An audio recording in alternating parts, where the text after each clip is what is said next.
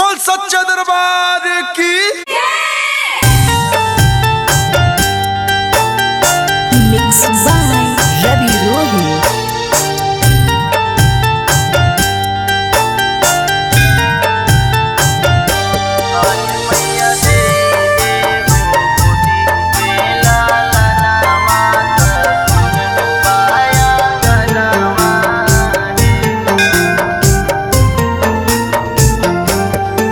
मैया अखहरी है हमर यार मनामा त खोली द नयनमा हे। मैया अखहरी है हमर यार मनामा त खोली द नयनमा हे। आहे मैया दे दे हो गोदी में लालना माता सुन बायांगनमा हे।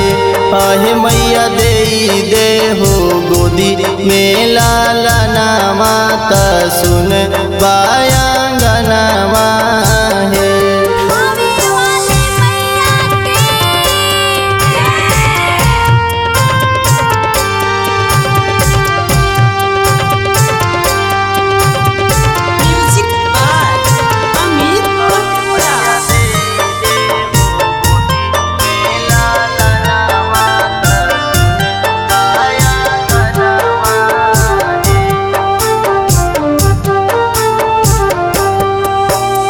गोतहनी ननद मैया मारे लताना सास ससुर सुनाए मैया करेली न माना।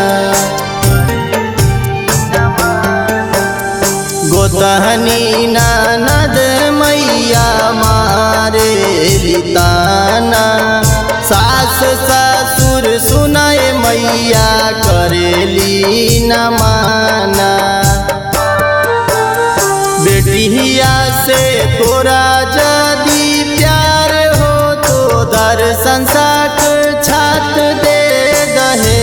आहे मैया दे दे हो गोदी में लालना माता सुन बायांगनमा हे।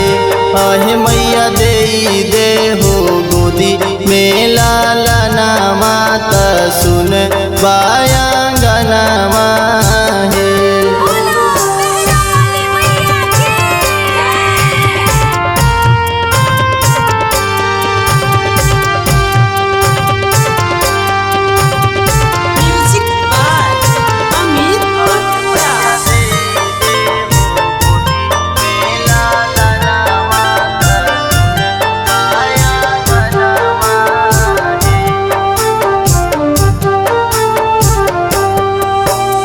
रोजे रोजे ऐनी माई तोहरे दुआरिया एक बार फेर दाना हमरा पे नजरिया।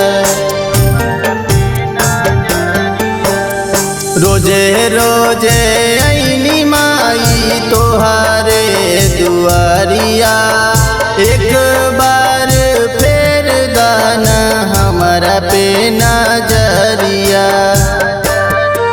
कही करेला पिंटू रजिया रजी स्वीकार करहो हे।